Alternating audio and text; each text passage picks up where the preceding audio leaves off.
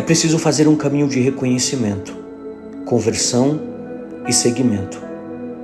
Evangelho segundo São Lucas, capítulo 9, versículos do 18 a 24.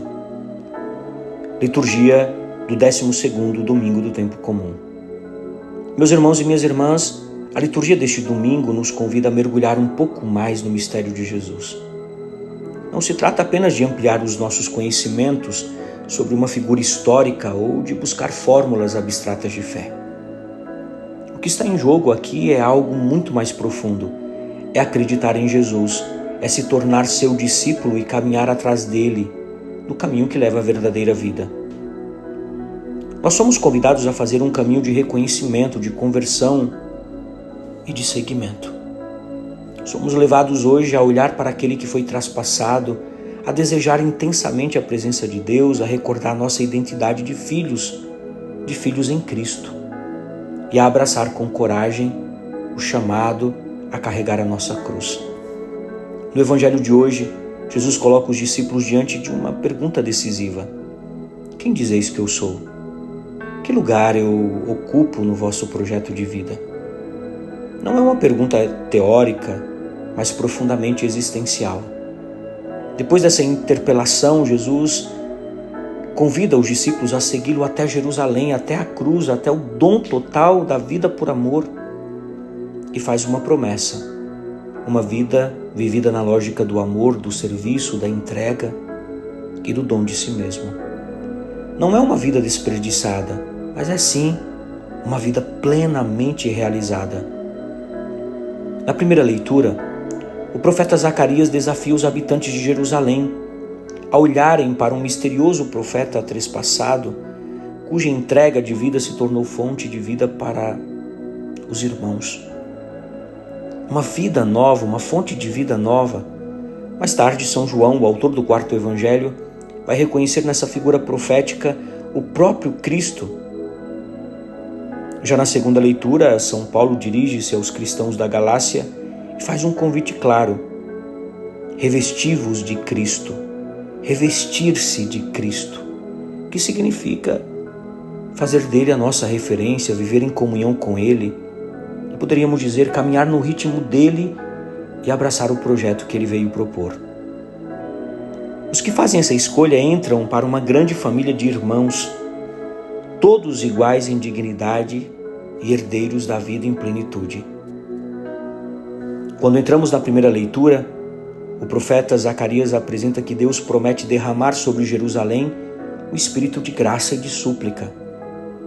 O termo hebraico usado aqui para espírito é ruá, que em outras meditações já pudemos tocar no grande significado teológico dessa palavra, enquanto a tradução grega na Septuaginta, na Bíblia em grego, usa o termo pneuma, indicando o espírito como aquele que move, que sopra, que transforma.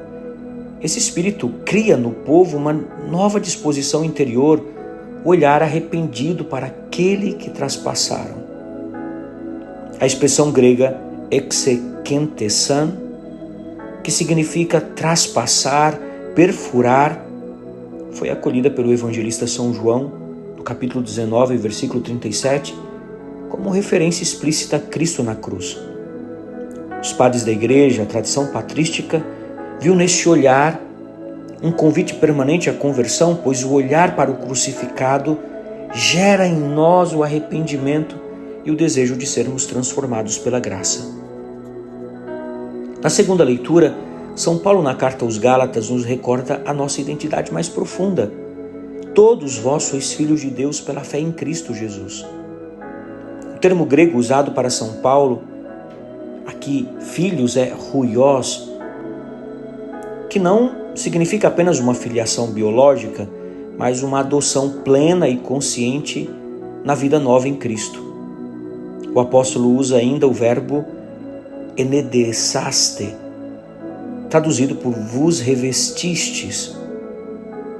Trata-se de um termo técnico da linguagem batismal primitiva, que indica o ato de se vestir com uma veste nova e simboliza aqui que nós somos chamados a nos vestir dessa nova identidade de filhos em Cristo, o Filho.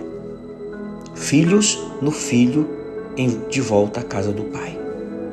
A partir do batismo, não há mais distinção entre judeu nem grego, escravo nem livre, homem nem mulher. São Paulo nos diz: somos todos um só em Cristo Jesus. Este versículo tão citado em toda a teologia de São Paulo foi largamente comentado por Orígenes e São João Crisóstomo, que apresentavam esse versículo como fundamento da unidade e da dignidade de todos aqueles que mergulharam em Cristo, ou seja, os batizados, que mergulham definitivamente em Cristo Jesus. Chegando ao Evangelho, nós encontramos Jesus em oração, afastado da multidão, no momento de intimidade com o Pai. Ele então dirige aos discípulos uma pergunta decisiva: quem dizeis que eu sou? É uma pergunta que atravessa os séculos e chega até nós. Não basta saber o que os outros dizem de Jesus. Meus irmãos, não basta saber o que os outros dizem de Jesus. É preciso dar uma resposta pessoal. Pedro, inspirado, responde: Tu és o Cristo, o Filho de Deus. Ró Christos tou teou. Reconhece Jesus como o ungido, o Messias esperado, aquele que sobre quem repousa o Espírito do Senhor. Mas logo após essa confissão, Jesus começa a ensinar algo que rompe toda a expectativa messiânica triunfalista. O Filho do Homem deve sofrer, ser rejeitado, morrer e ao terceiro dia ressuscitar. O termo grego usado para Filho do Homem é huios ton anthropon. O título com forte ressonância escatológica e que indica a missão redentora de Jesus, que logo em seguida Jesus lança o convite radical ao discipulado: se alguém quiser vir após mim, renuncie a si mesmo, tome cada dia a sua cruz e siga-me. Aqui as palavras gregas têm um peso teológico muito importante. Primeiro, aparnessasto, renuncie a si mesmo. É uma negação radical do ego centrado apenas em si. Arató, tome, no sentido de assumir ativamente. Akolousteito, siga-me. É o verbo técnico da relação discipular que indica uma adesão contínua, um caminhar atrás de Jesus na direção certa, na mesma direção, no mesmo ritmo. São Gregório de Nissa viu nessa passagem o itinerário espiritual de todo cristão, um caminho diário de morte e ressurreição interiores.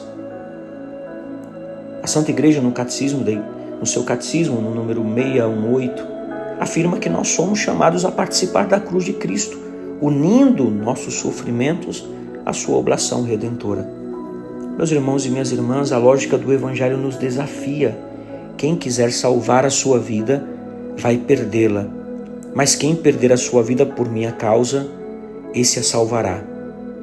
O termo grego para vida aqui é psique, que, como vimos no Salmo, significa tanto a alma quanto a própria existência. Perder a vida, portanto, não é um convite à morte física, mas é um convite à entrega, ao dom, à confiança absoluta em Deus. Assim, a liturgia de hoje nos propõe um percurso espiritual claro, olhar para o crucificado com o coração tocado pela graça, desejar ardentemente a presença de Deus, lembrar nossa identidade de filhos por adoção e, finalmente, tomar nossa cruz diária com confiança, sabendo que é no seguimento de Cristo que nós encontramos a vida verdadeira. Que o Espírito Santo nos ajude a responder fielmente a essa pergunta fundamental de Jesus neste domingo. E vós, quem dizeis que eu sou? Que, como Pedro, digamos juntos: Tu és o Cristo, o Filho de Deus. Um santo domingo para você e sua família. Que Deus te abençoe e te guarde em nome do Pai, e do Filho, e do Espírito Santo. Amém. Paz e misericórdia.